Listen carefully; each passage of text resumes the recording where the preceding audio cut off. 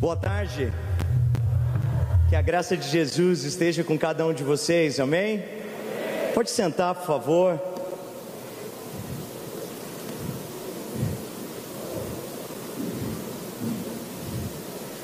Eu gostaria que você, que está com a sua Bíblia, ou que está com o seu smartphone, abrisse no livro de Esther, no capítulo 4, no livro de Esther, no capítulo 4, e você vai deixar a sua Bíblia, e se você estiver usando a sua Bíblia no seu smartphone, você vai ligar a sua Bíblia, mas eu queria fazer um pedido, como pastor dessa casa, que você colocasse o seu celular em modo avião, eu queria que você se desconectasse, para que você possa se conectar com Jesus, amém?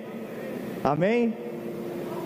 Também quero agradecer a cada um de vocês que estão aqui, a cada pastor, a cada irmão, a cada irmã que aceitou o pedido na terça-feira, 3 horas da tarde, para estar presente nesse momento de adoração ao Senhor. Que Deus possa abençoar a vida de cada um de vocês. Meu muito obrigado. Aqui não é outro senão a casa do seu Pai, do meu Pai e do nosso Pai. Amém? Quero agradecer também ao nosso presidente, muito obrigado pelo seu sim. Eu, como anapolino, que hoje sou, me sinto muito feliz e honrado de contar com o Senhor e com toda essa comitiva que o Senhor trouxe. Meu muito obrigado também, em nome do Conselho dos Pastores, que fez um simples pedido ao Senhor, e o Senhor prontamente nos atendeu. Ao Major Vitor Hugo também, meu muito obrigado, que fez essa ponte, e fez com que esse momento se tornasse possível. Obrigado aos ministros, obrigado a todos que estão aqui, que Deus possa abençoar a vida de cada um de vocês, em nome de Jesus, amém? Amém? Amados, e eu estou feliz porque você está aqui, mas eu também estou feliz, porque no sábado, o meu time perdeu de 2-0, e ontem, aos 28 minutos do primeiro tempo, ele estava perdendo de 1-0, para o time 4 de julho, eu torço para o São Paulo. Tem São Paulino aqui? Amém. Palmeirense? Flamenguista? Por favor, tire esse pessoal em nome de Jesus.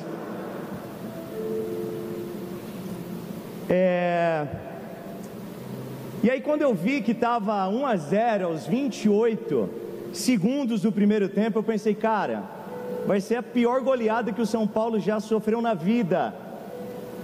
Mas quando eu fui ver aos 44 do segundo tempo, o São Paulo havia virado o jogo, perdendo de 1-0 aos 28 segundos do primeiro, terminou o segundo tempo 9-1, e foi a maior virada de todos os tempos que o São Paulo já fez, desde quando ele existe. E por isso que eu torço para o São Paulo, ele é o time da virada, amém?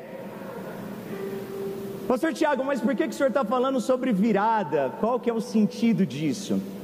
Porque eu pedi para você abrir um livro, e esse livro, que é o livro de Esther, para mim é sem dúvida, em resumo, é o livro da virada, aonde situações que aos nossos olhos parecem impossíveis, sofre uma grande reviravolta, e aquilo que era impossível começa a se tornar possível.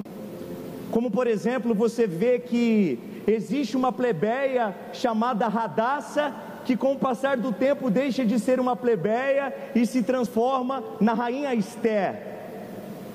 Nós temos um homem que tenta por todas as formas matar o povo judeu, e esse homem que estava abaixo da figura mais importante acaba sendo morto e se tornando a figura mais humilhante nesse contexto da história do livro. Como também nós temos a história do tio da Esther, Mordecai, ou em outras traduções, Mardoqueu, que é o cara humilhado, que é o cara desprezado, que é o cara que é simplesmente um homem sentenciado à morte, mas que de repente a vida dele sofre uma virada, e o que estava sentenciado à morte se transforma no homem de maior influência, abaixo apenas do rei da Pérsia. Mas quando eu leio o livro de Esther, para mim o ponto de maior virada está aqui no capítulo 4. No capítulo 3, o povo judeu recebe uma sentença de morte. E no capítulo 4, então, você vai ver essa figura de Mordecai conversando com a sua sobrinha Esther, que já não é mais aquela menina do povo de Jerusalém, de Israel, agora ela é a rainha, e que de certa forma a sua vida está segura e tranquila. Em contrapartida, o povo de Israel está sentenciado à morte. E começa então a existir um diálogo de um tio desesperado para preservar um povo, e de uma rainha que precisa sofrer uma mudança dentro do seu coração. E que me chama muita atenção é exatamente no versículo 14, quando o seu tio chega para Esther e diz assim: Esther, se você cruzar o seu braço e não fizer nada, tenha certeza que Deus vai enviar socorro, proteção e livramento para o povo de Israel.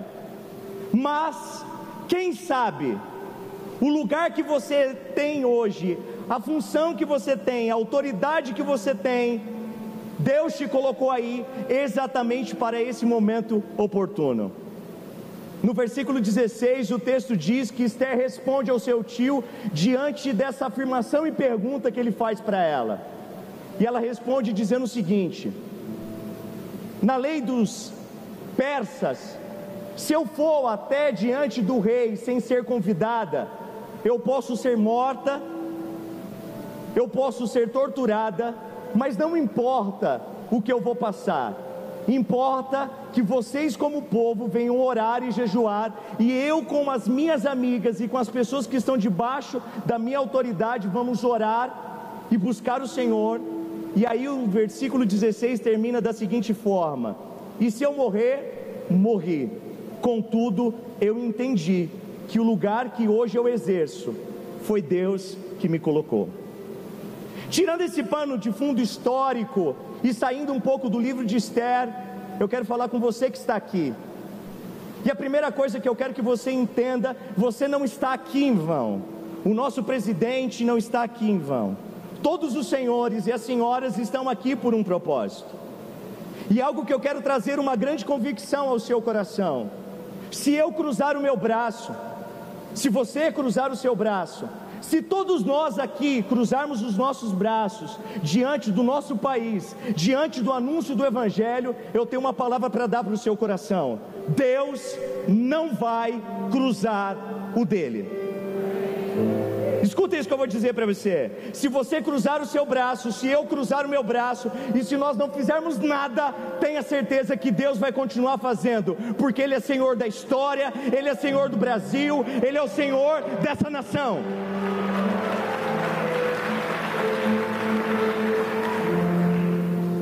Mas o que eu acho mais interessante é que existe um Deus que não cruza o seu braço, mas que também espera que você e eu não venhamos cruzar o nosso. E eu gosto desse momento quando o tio de Esther diz assim: quem sabe a autoridade que você tem, a igreja que você tem, o povo que você preside, a empresa que você toca, seja o que você fizer, não foi Deus que te colocou. Só que o mais interessante é que, por mais que seja uma pergunta, é uma afirmação que o Espírito de Deus estava trazendo ao coração daquela mulher. E hoje eu quero que você entenda: tudo que você tem hoje, a autoridade que você tem hoje, a responsabilidade que você tem hoje, foi Deus que te deu. E Deus não te deu simplesmente para que você possa ser mais um coadjuvante na história, mas para que você possa fazer parte da história de Deus através da sua vida e da responsabilidade que Ele colocou nas suas mãos. E mais do que nunca, presidente, eu acredito que esse momento oportuno foi Deus que deu ao Senhor. E da mesma forma como aquele homem disse, quem sabe, sabendo que Deus havia colocado a sua sobrinha naquele local, nós temos a certeza, presidente, que foi Deus que te deu essa autoridade, foi Deus que te colocou na presidência do nosso país, foi Deus que te deu esse cajado, e nós acreditamos nisso, Mas eu quero não somente falar para o Senhor, mas para todos os senhores que estão aqui, foi Deus que colocou vocês lá. E nós acreditamos e que da mesma forma como existia um povo que estava orando e jejuando para que aquela pessoa que estava exercendo autoridade fluísse em Deus, nós queremos reenfatizar esse compromisso como um povo cristão. Nós estamos aqui segurando as pontas em oração e intercessão pelos senhores, porque nós acreditamos que Deus está fazendo algo extraordinário pelo nosso país.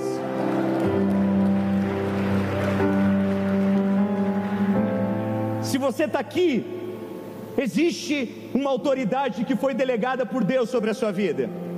E sabe o que eu entendo? Que eu não sou pastor da Church in Connection, eu sou pastor da cidade de Anápolis. Sabe o que eu entendo? Que Deus, Ele não é um Deus denominacional, mas eu sou responsável do estado de Goiás. Eu entendo que eu não faço parte de uma comunidade de fé, eu faço parte de um país, de uma nação, e o meu país é a minha responsabilidade, o meu estado é a minha responsabilidade, a minha cidade é a minha responsabilidade, e essa responsabilidade que hoje eu tenho é a mesma responsabilidade que você tem. E a mesma pergunta é: quem sabe tudo que você tem hoje foi o propósito de Deus de colocar em suas mãos uma responsabilidade que só você poderia ter, só você poderia fazer aí na galeria também. E sabe o que é interessante? Eu termino minha palavra e a minha vontade de ficar pregando aqui a tarde toda, mas sabe o que eu acho interessante? É a resposta que ela dá diante da afirmação e da pergunta do seu tio. Ela diz o seguinte: e se eu morrer, morri. E essas palavras que essa mulher responde diante de um propósito e diante de um compromisso, é a mesma palavra que Paulo anos depois vai dizer: em nada tenho a minha vida de tão preciosa, a não ser que eu cumpra a carreira e o propósito que eu fui chamado. E que foi a mesma palavra que Jesus disse no jardim, em meia agonia: Pai, se possível, passa de mim esse cálice, todavia, entretanto, porém, portanto, não seja feita a minha vontade, mas seja feita a boa, perfeita e agradável vontade do Senhor. Em resumo, o que Jesus, Paulo e Esther disse: se você não tem um propósito para morrer, você nunca teve um propósito para viver. Se você não tem um propósito de morte, você nunca encontrou um propósito de vida. Jesus é o maior exemplo de propósito de morte, e Ele foi obediente até a morte, e morte de cruz, e por isso Deus deu um nome que está acima de todos os nomes, que diante desse nome se dobre todo o joelho, que toda língua confesse que Ele é o Senhor.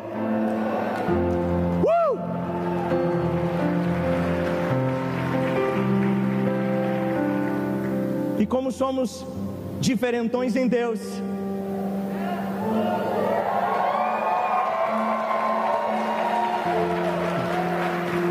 eu descubro isso. Deus te deu uma causa não de vida, Deus te deu uma causa de morte. E não importa a minha reputação diante do propósito, não importa o que as pessoas falam de mim diante da minha responsabilidade. E senhor presidente, não importa o que falem do Senhor, não importa o que querem fazer contra o Senhor, porque eu tenho certeza que a sua vida está guardada e protegida pelo Senhor.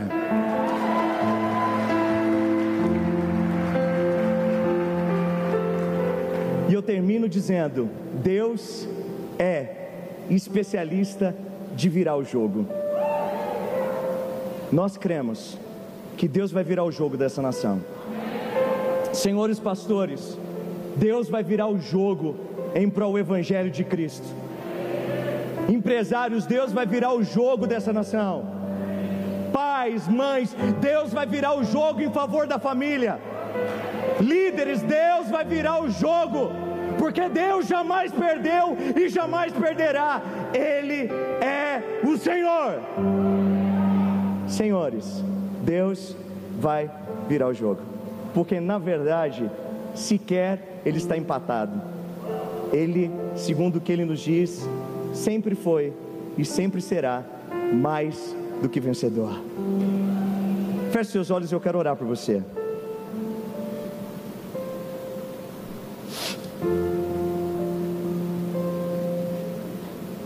Existe uma pergunta: quem sabe que a liderança que você exerce na sua igreja local, a influência que você exerce nas mídias sociais, a influência que você exerce como vereador, deputado, senador, ministro, não é um propósito exato de Deus sobre a sua vida? Quem sabe essas pessoas que estão debaixo da sua autoridade, debaixo do seu governo, debaixo do controle da sua mente empreendedora, quem sabe? E a resposta é: eu sei que Deus sabe, e agora, mais do que nunca, eu quero que você saiba disso. Senhor, eu quero te pedir sobre as nossas vidas, traga esse despertamento de responsabilidade. Vira o jogo nessa tarde e faça com que pessoas que têm levado a sua vida simplesmente por levar, encontrem nessa reunião um propósito de vida, mas mais do que nunca um propósito de morte. Porque aquele povo foi preservado por uma mulher que se posicionou diante de uma geração caída. E hoje existem homens e mulheres que estão dizendo sim para um propósito maior. Nós te pedimos, Senhor, pela vida do nosso presidente. Cuida, Senhor, deste homem. E nós acreditamos que sobre ele existe uma autoridade humana, mas principalmente existe uma autoridade divina, que nem a morte e nada será capaz de impedir o propósito de Deus sobre ele. E que todas as suas decisões e escolhas serão pautadas no teu Espírito, Senhor. Cuide de sua esposa, dos seus filhos e de sua filha. Cuide, Senhor, do seu acordar e do seu levantar. Que da fraqueza ele encontre força. Diante dos desafios, ele sinta empoderado pelo seu Espírito em permanecer. Que o Senhor coloque homens segundo o seu coração para sonhar o sonho de Deus que o Senhor entregou para ele. Que ele tenha o discernimento das pessoas que se aproximam para simplesmente sugar e prejudicá-lo. Mas mais do que nunca, faça com que a vida dele seja como uma flecha na mão do valente. E que a história do nosso país seja marcado, não por um líder somente, mas para um líder que se posicionou como um homem segundo o seu coração. Cuida dessa liderança que o acompanha. Cuida de sua equipe, Senhor, porque nós acreditamos que nenhum mal, nenhuma praga chegará à sua tenda. Que bendito será em tudo que ele fizer, e que as mãos do Senhor o acompanhará de dia e de noite, a entrada e a saída, e que o caminho dele seja como um caminho do justo, que possa brilhar a cada dia mais, até se tornar dia perfeito. É o que nós te pedimos, em nome de Jesus, amém. Você pode aplaudir Jesus?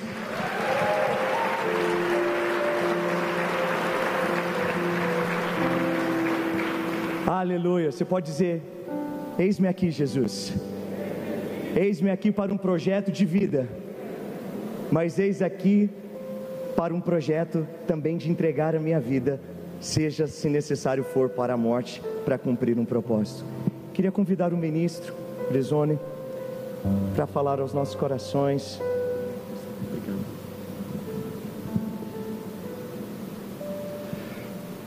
Nós estamos falando aqui, irmãos, irmãs, de corações. Quando a gente vai no livro sagrado e vê a história de Davi, ele era o mais frágil, ele não era o mais bonito, ele não era o mais forte, mas ele tinha o coração que agradava a Deus, e foi o rei dos reis de Israel. Seu filho Salomão, da mesma forma, muito jovem, com seu jovem coração, pede a Deus sabedoria, e foi um dos reis mais sábios que já existiu sobre o mundo. Está aí o livro de Provérbios que tanto nos ensina. Da mesma forma, Jó tinha tudo, perdeu tudo, mas não perdeu a fé, e recuperou muito mais do que havia perdido. Durante anos nós oramos, durante anos nós pedimos, e Deus nos ouviu. Do longínquo 2015, deputado Jair Bolsonaro, quando o senhor começa a sonhar com a possibilidade de, quem sabe, chegar onde o senhor está hoje, e o senhor caminha pelo Brasil,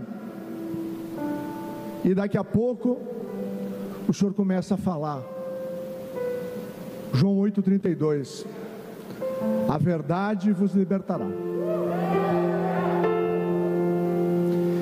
E foi essa verdade que uniu os nossos corações inteiros, os nossos do povo de Deus, e mesmo daqueles que, mesmo ainda não crendo, porque vão crer, nós acreditamos nisso, encontraram nele o coração de Davi, o destemido, o verdadeiro, o homem com as dificuldades que nós humanos temos, erros, defeitos, falhas, mas uma fé inabalável, uma resignação pelo erro, e uma vontade de estar com o seu coração colocado em Deus. Hoje a gente entende, porque se aquela faca tivesse entrado meio centímetro, e procure meio centímetro na sua unha, se aquele veículo da Polícia Rodoviária, da Polícia Federal, tivesse demorado 1 minuto a mais, se não fosse aqueles médicos na Santa Casa de Juiz de Fora, nós não estaríamos aqui hoje nesse momento. Mas quando Deus quer, nada é impossível.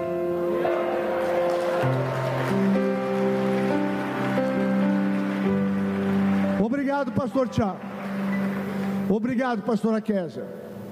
Obrigado, deputado Vitor Hugo, pela possibilidade de nos reunirmos aqui numa terça-feira, e o povo de Deus reunido, orar pelo seu presidente, e um presidente que está aqui para também mostrar a Deus o quanto o seu coração está sintonizado com Ele. Feliz a nação cujo Deus é o Senhor, e o Brasil é a pátria do Evangelho, é a nação que tem o maior avivamento do mundo. Presidente, o senhor tem a admiração desse seu amigo, de todos nós, pela coragem, pela força, pela crença. Eu já vi o senhor de joelhos diante do Rei dos Reis, mas ele lhe manda uma mensagem em Josué 1:9: não fui eu que ordenei a você, seja forte e corajoso, não se apavore nem desanime, pois o Senhor, o seu Deus, estará com você onde você andar. Jair Messias Bolsonaro.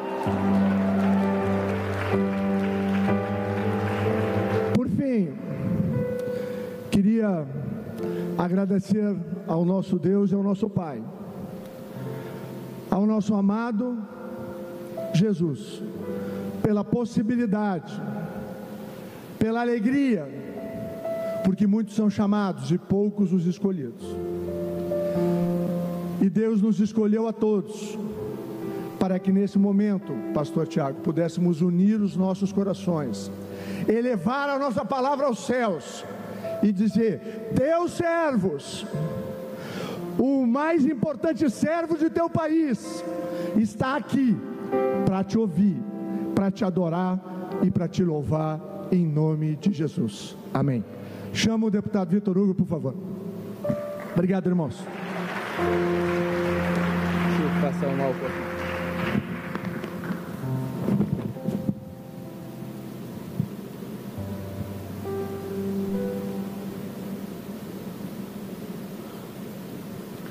Uma boa tarde a todos. Boa tarde. É um prazer muito grande estar aqui em Anápolis, em particular aqui na Church in Connection. Eu quero iniciar as minhas palavras agradecendo a Deus por esse momento aqui, por estarmos reunidos nessa tarde de quarta-feira, entre amigos, entre irmãos. Quero falar do grande desafio que é para mim poder me dirigir a palavra a vocês nesse momento, após dois grandes oradores, o nosso pastor Tiago, que nos recebe aqui com a sua esposa, com a sua companheira, com a nossa pastora Kézia. O Tiago é um orador nato, um inspirador de pessoas, ele arrebanha os corações, e tem uma grande dificuldade de realmente sucedê-lo aqui. E também conheço a paixão, conheço o vigor e também a energia do meu colega deputado, mas também ministro de Estado, Onyx Lorenzoni.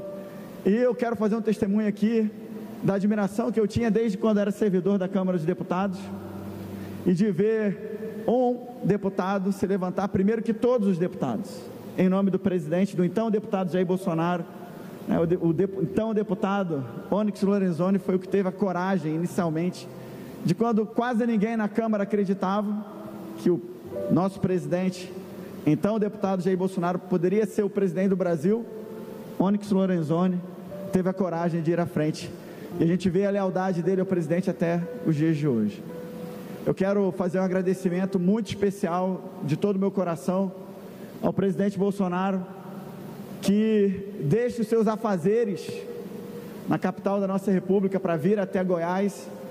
Goiás é o estado que o nosso presidente foi mais depois que tomou posse. Imagino que já deve estar umas 15 vezes. Acho que quando o presidente está lá na Alvorada, no sábado e domingo, quer dar uma volta de moto, ele vem para Goiás, vai para Formosa, ele segue o seu coração e acaba parando aqui no nosso estado. Então eu fico muito feliz mais uma vez de vê-lo aqui conosco. Para nós é uma grande honra. Quero cumprimentar também de maneira muito especial ele, que também já é goiano, porque toda vez que eu venho para Goiás, eu encontro com o pastor Milton, com o nosso ministro da Educação. Muito obrigado pela sua presença aqui, ministro, que muito nos enriquece. Fico muito feliz também de ter o meu colega, amigo, irmão, deputado federal Daniel Freitas, lá de Santa Catarina, que nos acompanha aqui. Muito obrigado pela sua presença. Eu não vou me alongar, eu sei que todos nós, na verdade, queremos ouvir o presidente Bolsonaro falar, mas eu quero dizer do orgulho que eu tenho, não só de ter e de estar ainda, lógico, à base do nosso presidente, defendendo todos os dias as pautas que animam o coração de Jair Bolsonaro na Câmara dos Deputados, mas quero fazer de público também um agradecimento ao nosso presidente por ter confiado em mim durante 1 ano e 7 meses para ser o líder do governo.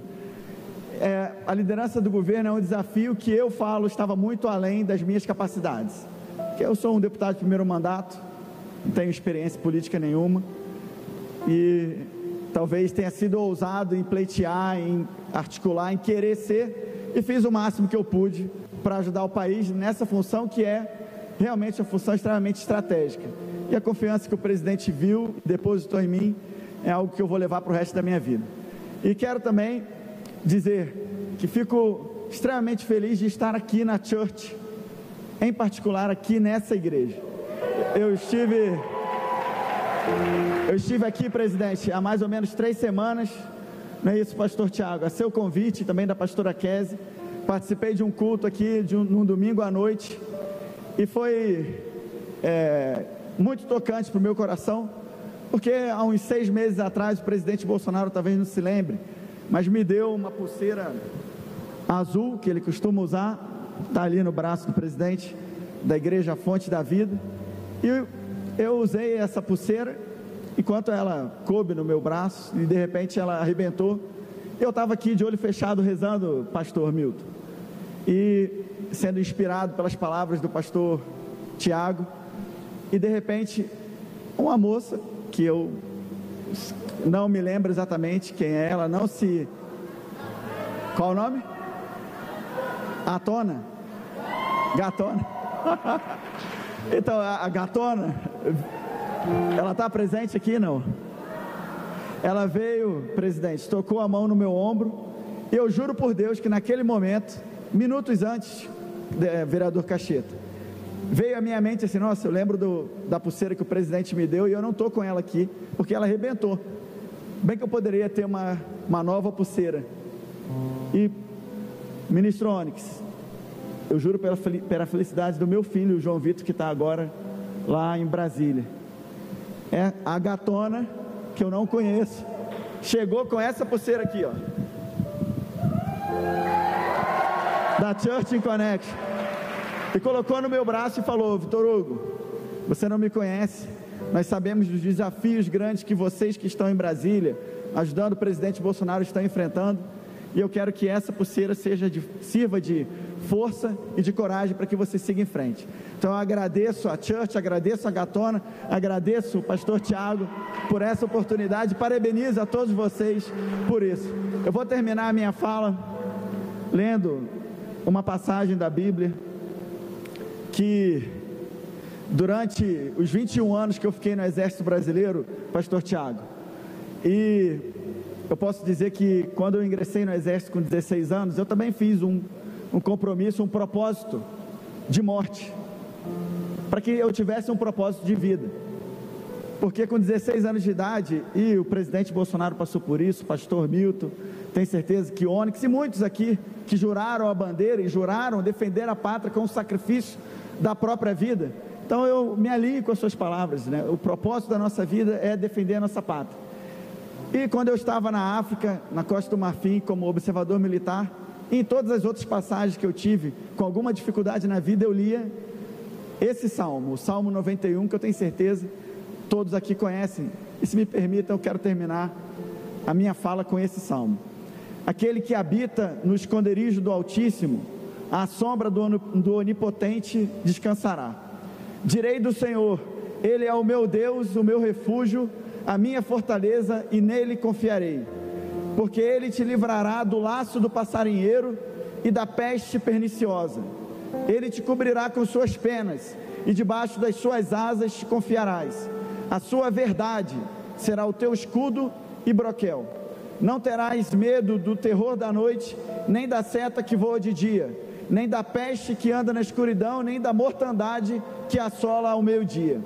1000 cairão ao teu lado e 10.000 à tua direita, mas não chegará a ti. Somente com teus olhos contemplarás e verás a recompensa dos ímpios, porque tu, ó Senhor, és o meu refúgio, no Altíssimo fizeste a tua habitação. Nenhum mal te sucederá, nem praga alguma chegará à tua tenda, porque aos seus anjos dará ordem a teu respeito para que te guardem em todos os teus caminhos. Eles te sustentarão nas suas mãos, para que não tropeces com teu pé em pedra. Pisarás o leão e a cobra, calcarás aos pés o filho do leão e a serpente. Porquanto tão encarecidamente me amou, também o livrarei. Pô-lo-ei em retiro alto, porque conheceu o meu nome. Ele me invocará e eu lhe responderei. Estarei com ele na angústia, dela o retirarei e o glorificarei. Fartá-lo-ei com longura de dias e lhe mostrarei a minha salvação. Amém? Muito obrigado e bom dia a todos.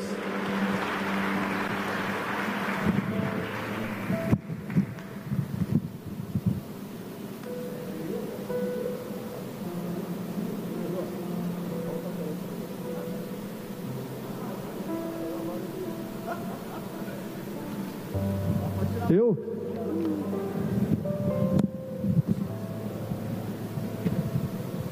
Confesso que esperava que não ia fazer uso da palavra. Não levo jeito para ser orador. Jamais poderei ocupar a vaga aí do nosso prezado pastor Tiago. Mas cada um tem o seu propósito aqui na terra. E é muito bom estar entre aqueles que têm Deus no coração. Então, a saudação a todos vocês, em nome de Cristo. Fui convidado pelo Vitor Hugo a vir para Goiás. Acabei de almoçar com o Amado Batista. Só quem é mais velho sabe quem ele é, com quem ele mexe. Mas é a nossa vida. Eu jamais esperava estar nessa função um dia, jamais. Aqui temos também o Onix Lorenzoni, deputado federal. O Daniel também, deputado federal por Santa Catarina, um garoto novo, primeiro mandato. E eu quero dar um testemunho aqui. Eu comecei meu 7º mandato em Brasília, e uma senhora foi reeleita. E nós estamos acompanhando 12 anos daquele partido, com pessoas que pensam de forma muito semelhante daquele partido. Família estava em terceiro plano. Compromisso com a ética, com a moral, próximo de zero. Na questão econômica, um desastre. Honestidade para eles não tinha H. E eu falei, o que eu posso fazer? Um deputado do baixo clero, sem projeção, com conhecimento, obviamente, do legislativo e de militar, já que por 15 anos fiquei no Exército. Foram alguns dias pensando, como mudar? E para mudar eu tenho que ser presidente. Quem vai acreditar em mim? Dentro de casa estava difícil acreditar. Alguns achavam que eu tinha que ser internado. Quem é esse cara que sequer tem um partido sólido do teu lado, vai fazer uma campanha sem recurso? Mas em novembro de 2014, eu tenho um vídeo a esse respeito, não vou entrar em detalhes, mas tem um vídeo. Estava na Academia Militar das Agulhas Negras e falei para um grupo de aproximadamente 40 aspirantes que eu ia buscar a presidência da República. Fui aplaudido. Não foi um encontro marcado, foi um encontro fortuito com eles. Eles estavam aguardando no local afastado o momento de entrar no pátio para serem declarados aspirante oficial. E a partir daquele momento, eu tracei uma estratégia. Como eu vejo o pessoal do Corpo de Bombeiro aqui, eles sabem o que fazer agora se pintar uma fumaça em algum lugar, ou um princípio de tumulto. Se não soubessem, não seriam bombeiros ou não estariam preparados para tal. E eu comecei a me preparar. Teve um culto em Brasília, lá na esplanada, tinham vários pastores, eu fui convidado. Eu me lembro muito bem do Silas Malafaia, ele estava coordenando aquele momento lá. E eu já havia falado para ele e para mais alguns, né, mas de forma bastante discreta, daquela pretensão de ser presidente para fazer diferente. Certo, capitão? Para fazer a mesma coisa, não é o caso. E ele falou que ia dar a palavra para 3 deputados evangélicos. Ele apontou para 2 e para mim. Falei, pô, mas eu não sou evangélico, eu sou católico. É você. Mas eu, por que eu? É você. Quem conhece ele sabe o comportamento dele. Eu de vez em quando não abro áudios dele para não perder a amizade com ele. E ele me deu a palavra, tinha lá umas 20 mil pessoas, e eu falei e no final terminei com um jargão militar: Brasil acima de tudo. E eu tenho que falar mais alguma coisa, né? Eu falei: Deus acima de todos.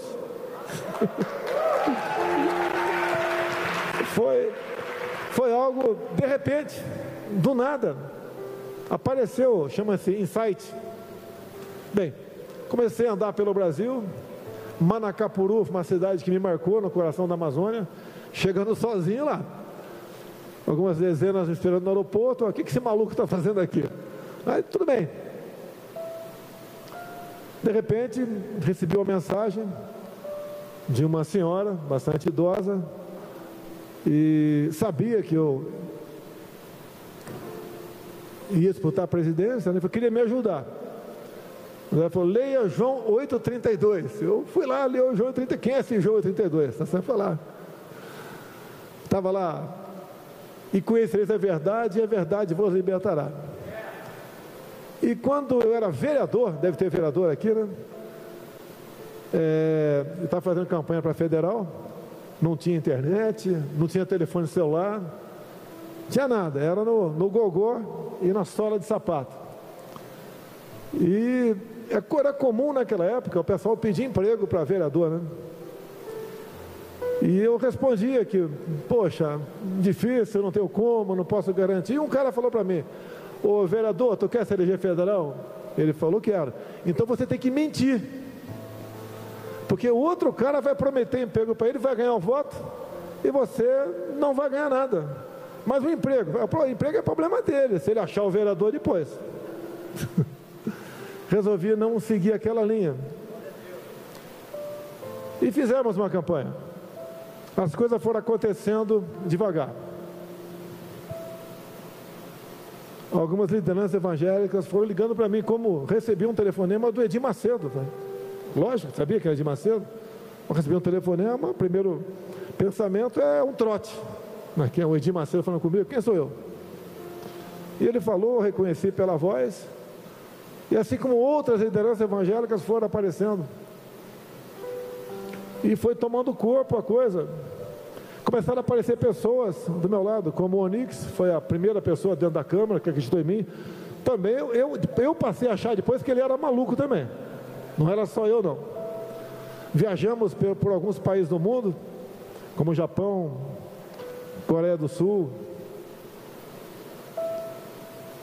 Aconteceu o meia dúzia de setembro. Uma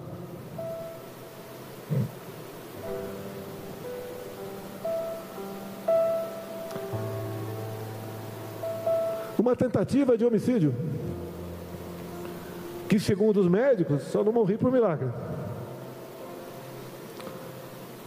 A faca passou lambendo veias capitais na região do coração. Ali aconteceu o primeiro milagre. Não tinha nada para sobreviver, diziam os bombeiros aqui. Eu só sobrevivi porque a Polícia Federal, que os 40 começaram a me acompanhar, porque quando entra na campanha, a lei garante uma segurança por parte da Polícia Federal para os candidatos.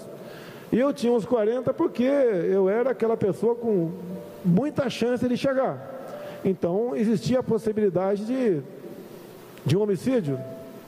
O Cabo Daciolo tinha menos gente, porque a chance de ele chegar era menor. E como eles haviam feito um plano, tinha um planejamento, no caso de um incidente, com o hospital mais próximo. Graças a esse planejamento também eu sobrevivi. Depois teve outro milagre. Um grupo de médicos estava reunido na Santa Casa de Juiz de Fora. Não estava previsto essa reunião. E eu ali fui submetido a uma cirurgia de urgência. Bem, daí se afunilou a campanha.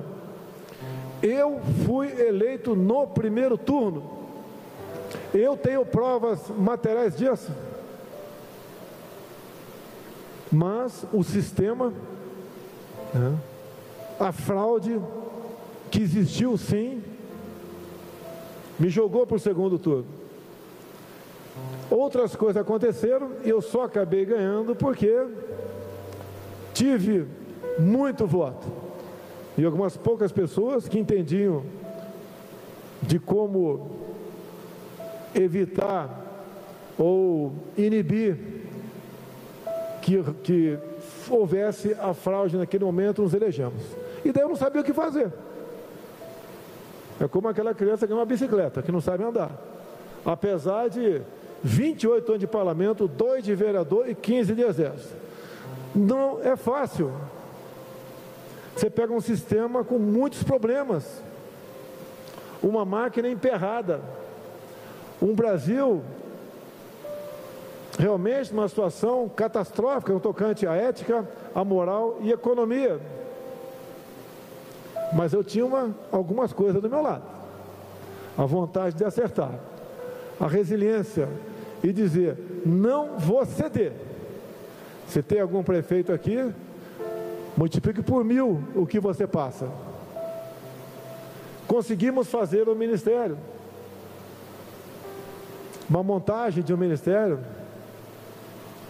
onde vocês comparam hoje o padrão, a qualidade dos nossos ministros, se for comparar com os ministros que os antecederam, a diferença é gigantesca.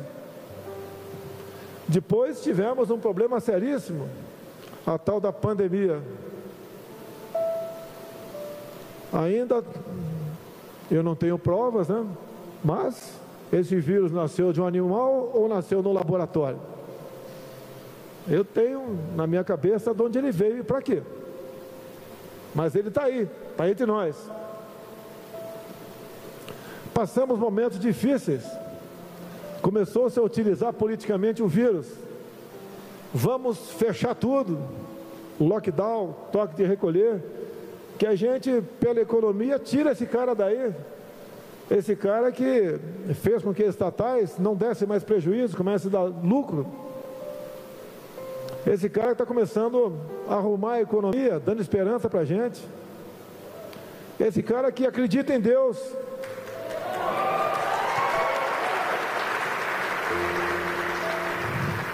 Que respeita seus militares. Que acredita na família. Não é isso que nós queremos. Dado ao time que tínhamos do nosso lado, conseguimos implementar medidas para vencer a tempestade, que ainda não acabou. Mas eu sou católico, está achando bem claro, mas eu acredito piamente em Deus. E as coisas acontecem. Como há 2 dias, vale a pena, indo para o encerramento, eu tive acesso a 2 acórdãos do Tribunal de Contas da União. Eles se baseavam numa medida provisória minha, que nasceu em março, depois transformou-se em lei, onde era bem claro ali um dos parágrafos do acordo. Dizia o TCU que a metodologia para enviar recurso ao Estado, levando-se em conta a incidência do Covid, poderia suscitar a prática não desejável de um superdimensionamento da quantidade de pessoas infectadas e mortas, para que aquele Estado angariasse mais recursos. Trabalhei em cima daquilo e apareceu uma tabela. Eu só me equivoquei no dia que eu troquei acordo por tabela, mas continua valendo a mesma coisa. E se a gente depois, na tabela, que não foi feito por mim, foi feito com gente que está ao meu lado, começa a analisar os óbitos de 2005, 2015, 16, 17, 18, 19 e 20, a gente vê que ano a ano é crescente o número de óbitos, e é natural. Mas quando chega em 20, dá um salto um pouquinho maior, obviamente por causa da Covid. Mas daí a gente pega o número de óbitos de 2020 e retira os que morreram por Covid, aproximadamente 200 mil. A tabela tem um crescimento negativo. Mais um indício ou melhor, uma constatação da supernotificação de casos de Covid. E aí vem para os finalmente. Talvez eu seja o único chefe de Estado no mundo que fala isso. Será o único certo, capitão? Às vezes acerta para acertar na Mega Sena, alguns acertam sozinho, acontece. Se nós retirarmos as possíveis fraudes, nós vamos ter em 2020, ou melhor, teremos em 2020 sim, o nosso país, o Brasil, como aquele com o menor número de mortes por 1 milhão de habitantes por causa da Covid. E aí vem o importante. Que milagre é esse? O tratamento precoce. Quem aqui tomou hidroxicloroquina? Levanta o braço, por favor. Querem prova maior do que isso? Eu tomei hidroxicloroquina, outros tomaram ivermectina, outros, estado mais grave, alguns poucos, estão tomando, porque é difícil encontrar no Brasil, a proxalutamida. Botei na minha página na internet, há 3 semanas, estive visitando os tucanos e os Yanomamis, na região de São Gabriel da Cachoeira, e perguntei em 2 momentos se os índios haviam sido acometidos de Covid. Quase todo mundo sim. E nas 2 etnias eu perguntei, quantos morreram? Responderam, nenhum. Tomaram o quê? Citaram 3 nomes de chá, de casca, de árvores. Ah, não tem comprovação científica. E eu pergunto, a vacina tem comprovação científica ou está em estado experimental ainda? Está experimental. Nunca vi ninguém morrer por tomar hidroxicloroquina, especial na região amazônica, para curar-se de malária ou de lúpus. Por que não investir nisso? Porque é barato? Interessa viver em cima de mortes para se ganhar mais recursos? Quem é que mata a gente? É quem manda o dinheiro, que sou eu, ou quem desvia o dinheiro na ponta da linha? Que CPI é essa? De Renan Calheiros? De Omar Aziz? Daquela pessoa alegre do Amapá?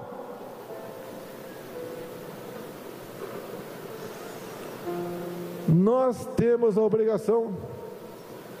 Quantas vezes o capitão aqui, ou alguém subordinado a ele, teve que decidir, e nós sabemos que pior que uma decisão mal tomada é uma indecisão.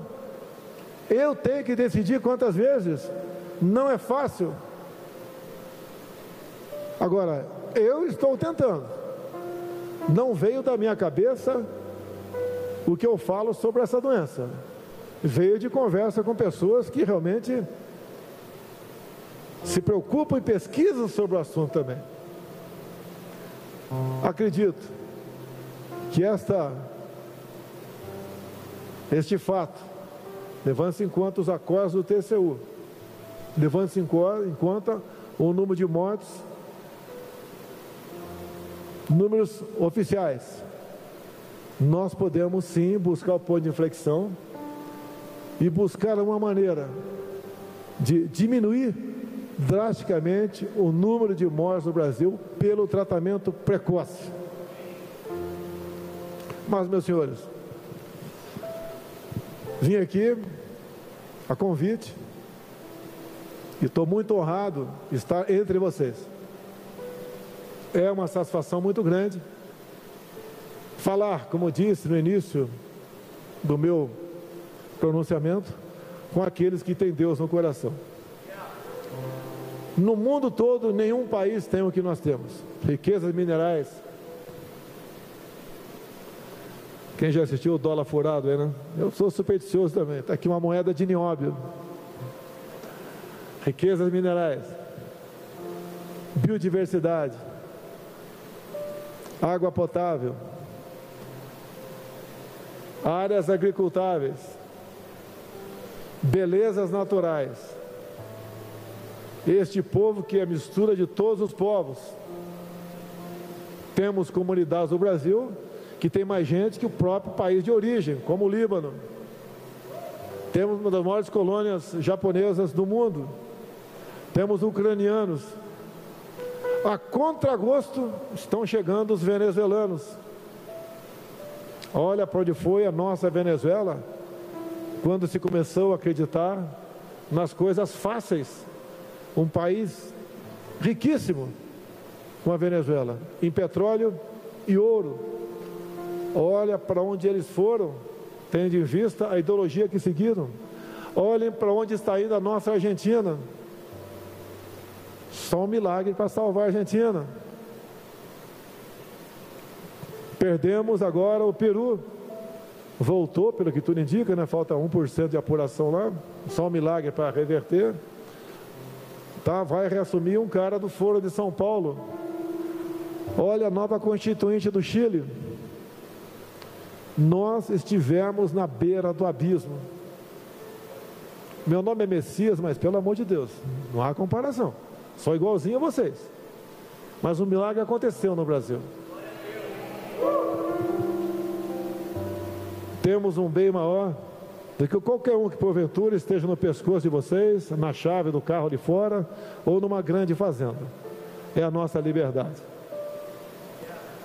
Devemos nos preocupar e preservar por ela. Você pode perder tudo. Com liberdade você pode tudo reconquistar. Mas sem ela, a vida acabou. E a liberdade é mais importante que a própria vida. Que uma pessoa sem vida, uma pessoa sem liberdade, não tem vida. Agora, de tudo isso que eu falei, o mais importante, somos um país de mais de 90% de cristãos. Essa fé nos mantém vivos, nos mantém esperançosos. Não queira a minha cadeira. Só uma coisa me conforta, que se eu não estivesse lá, estaria um poste no meu lugar, um poste vermelho. E daí, com toda certeza, estaríamos num caminho da Venezuela ou da nossa Argentina. Acredite em Deus, Ele nos salvou. Ele tem um propósito para cada um de nós. E nós, com fé, com vontade, e dobrando os joelhos para eles, nós atingiremos o nosso objetivo, uma grande nação para todos nós. Muito obrigado a todos.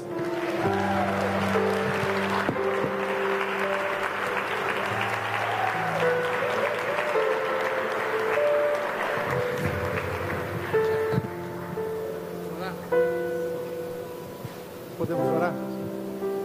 Vamos orar encerrando.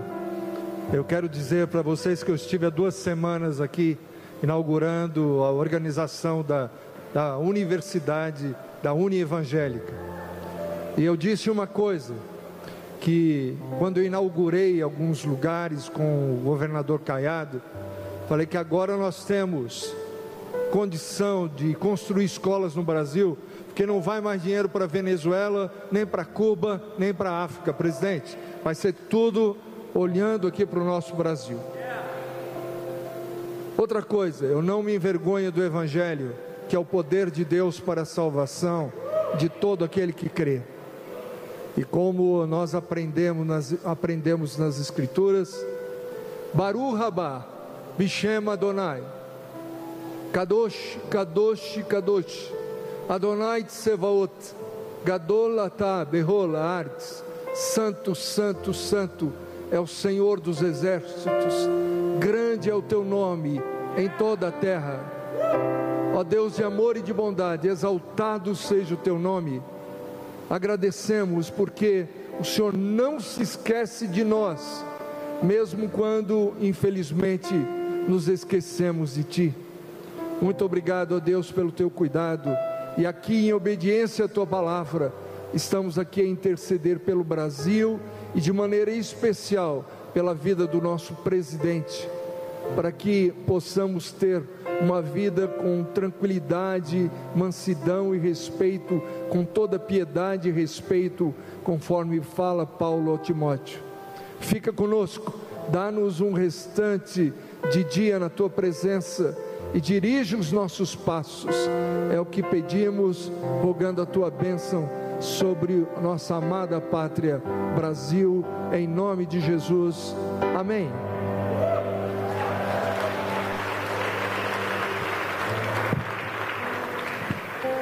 Obrigado, ministro, obrigado a todos os pastores, muito obrigado porque vocês possibilitaram esse momento.